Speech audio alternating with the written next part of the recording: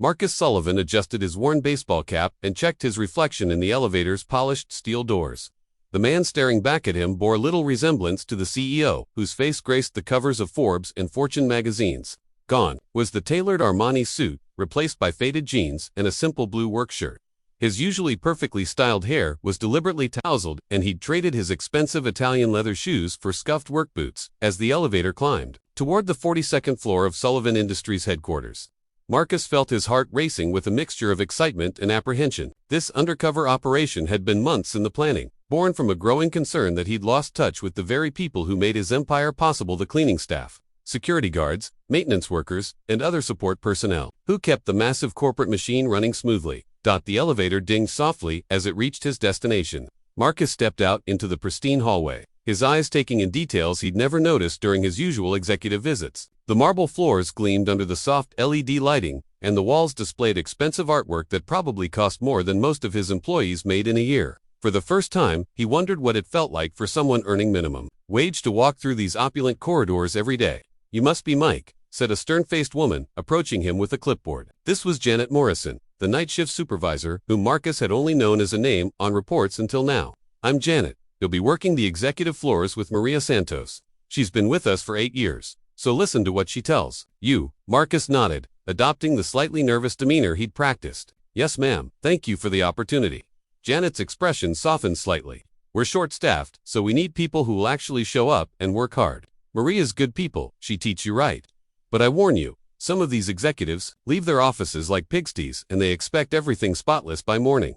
As Janet led him through the building's maze of corridors, she pointed out supply closets, break rooms, and the various offices he'd be responsible for cleaning. Marcus found himself genuinely interested in the logistics of maintaining such a massive building, something he'd never given much thought to despite owning it. "Maria," Janet called out as they approached a supply cart parked outside a conference room, "come meet your new partner." The woman who emerged from the conference room was small in stature but carried herself with quiet dignity. Maria Santos appeared to be in her mid-40s, with graying hair pulled back in a neat ponytail and kind eyes that seemed to take in everything. Her uniform was immaculate despite having been working for several hours already. "Maria, this is Mike Thompson," Janet said. "Show him the ropes, will you? And Mike, you listen to Maria. She knows these floors better than anyone."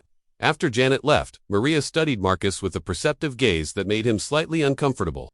"Have you done this kind of work before, Mike?" she asked, her voice carrying a slight accent that hinted at her El Salvadoran heritage. "Some," Marcus replied vaguely, which was technically true since he'd spent a summer during college working various jobs to understand different aspects of business, but not in an office building like this. Maria smiled warmly.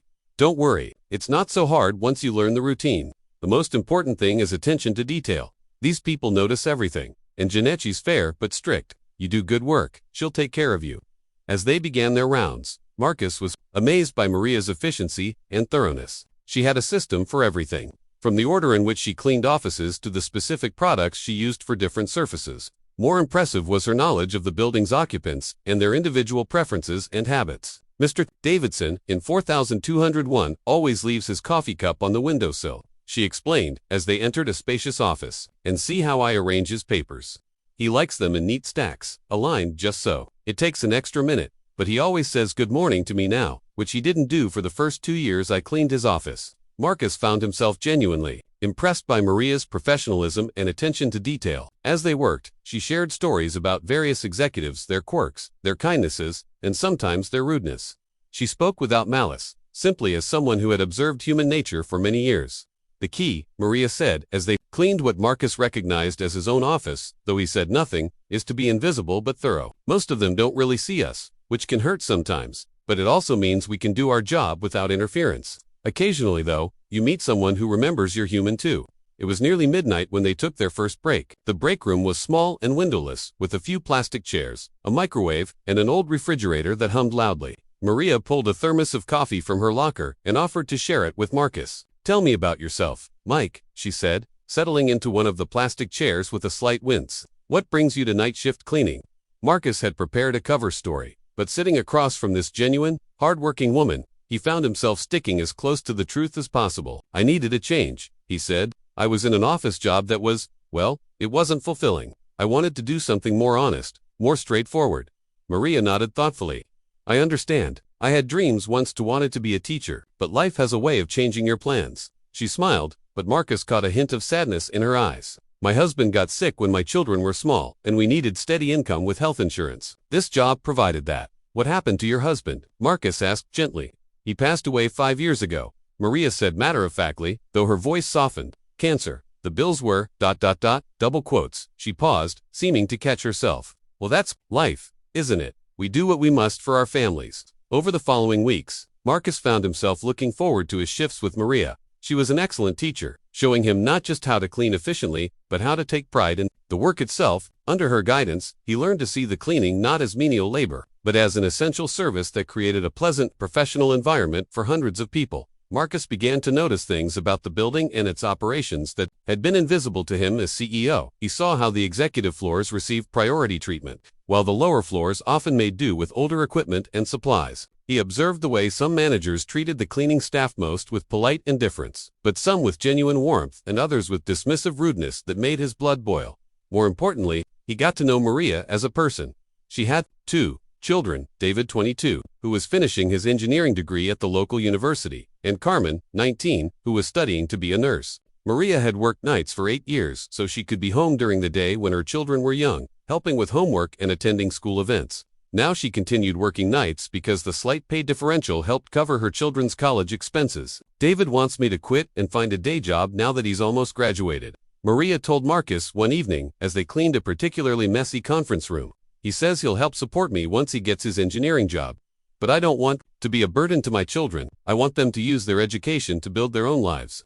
Marcus found himself deeply moved by Maria's fierce independence and devotion to her family. Here was a woman who had sacrificed her own dreams and comfort for years to ensure her children could achieve theirs, and she did it without complaint or self-pity. As the weeks passed, Marcus noticed that Maria occasionally seemed tired beyond her usual fatigue. Sometimes she would pause in her work, pressing a hand to her chest, or she would have to sit down for a moment before continuing. When he asked if she was feeling well, she would brush off his concerns with a smile and a joke about getting older. It was on a particularly busy Thursday night that Marcus found Maria in the small supply closet, sitting on an overturned bucket, with her head in her hands, sobbing quietly. The sight stopped him in his tracks. In all their weeks working together, he had never seen her show anything but strength and composure. "Maria," he said softly, stepping into the closet and closing the door behind him. "What's wrong?" She looked up at him, her eyes red and swollen with tears. For a moment, she seemed about to brush off his concern as usual, but then something in her seemed to break, and the words came pouring out.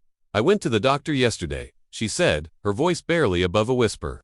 "I've been having these chest pains and getting so tired, but I thought it was just stress. You know, from working so much and worrying about the kids' tuition payments." Marcus felt a cold dread settling in his stomach. "What did the doctor say?" "They found something with my heart," Maria continued, wiping her eyes with a tissue. "A valve problem. That needs surgery. They say it's been getting worse for months, which explains why I've been so tired. But that's treatable, right?" Marcus asked, though he suspected from her tears that the situation was more complicated. Maria laughed bitterly. "Yes, it's treatable, but the surgery costs $38,000, and even with the company health insurance, I'd still owe $20,000.